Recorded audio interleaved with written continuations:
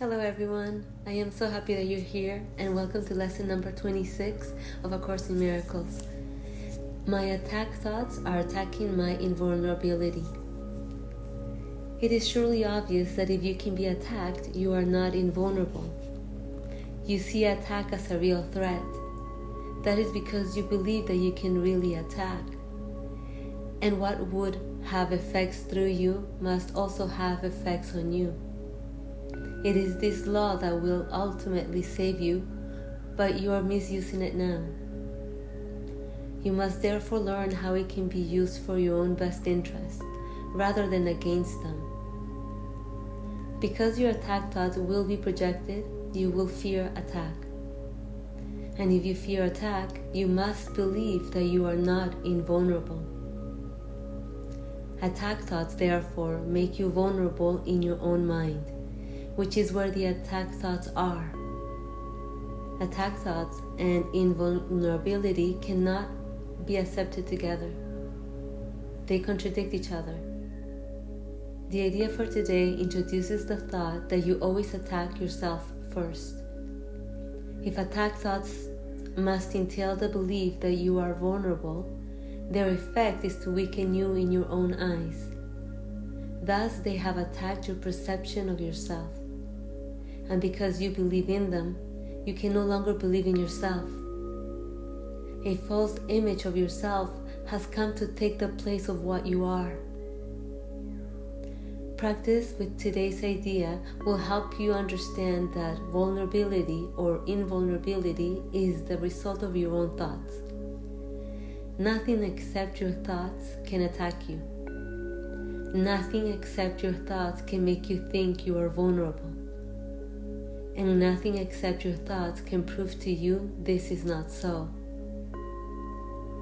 6 practice periods are required in applying today's idea.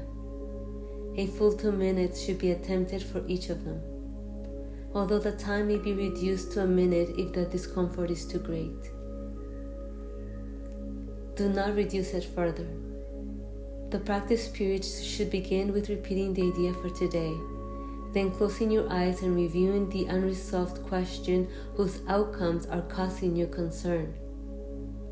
The concern may be the form of depression, worry, anger, a sense of imposition, fear, foreboding, or preoccupation.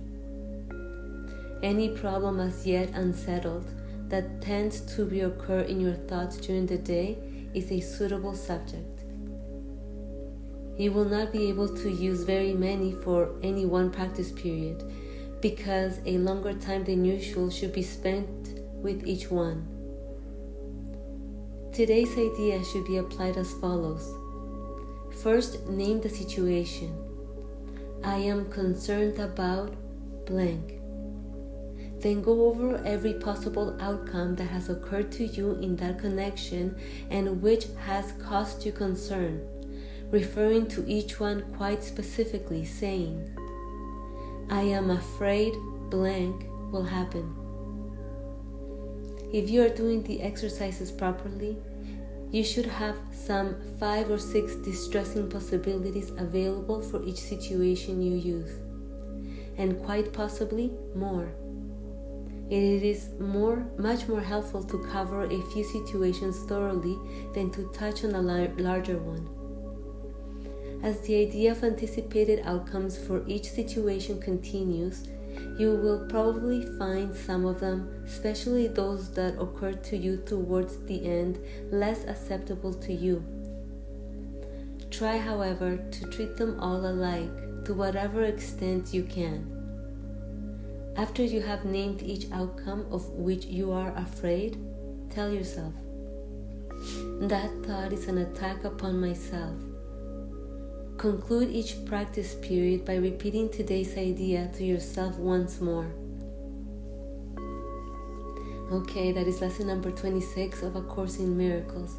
My attack thoughts are attacking my invulnerability.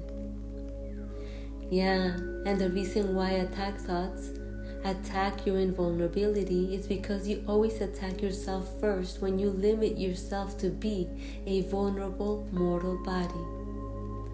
And remember that what the limited mind believes about itself will be projected upon apparent others, causing much fear of one another at the cost of peace. That's how you attack yourself first. But you are not the body. You are not a mortal individual, and neither is anyone else. In truth, there is nobody. There is nothing but one invulnerable, boundless spirit appearing as an image, as form. But that's only an appearance, a vulnerable trick of the mind which seems to cloak the unseen presence of peace now. So when you believe yourself to be vulnerable, you can bet that the illusory body mind has hijacked the invulnerable mind of God and claimed it. And because you believe in the unreal, you can no longer remember what you really are, the invulnerable. So indeed, a false body image has come to take place of what you truly are. And so you truly believe that you can really be attacked because you consider yourself a mortal individual. And by definition, a mortal individual is vulnerable to death. But of course, this is never true because nothing unreal exists. But such is the effect of identifying as the unreal. So how can the false mind be saved from this deception? How can illusions come to an end? And how can its effects cease to be? The answer is, remember what you are by changing your thoughts about what you are.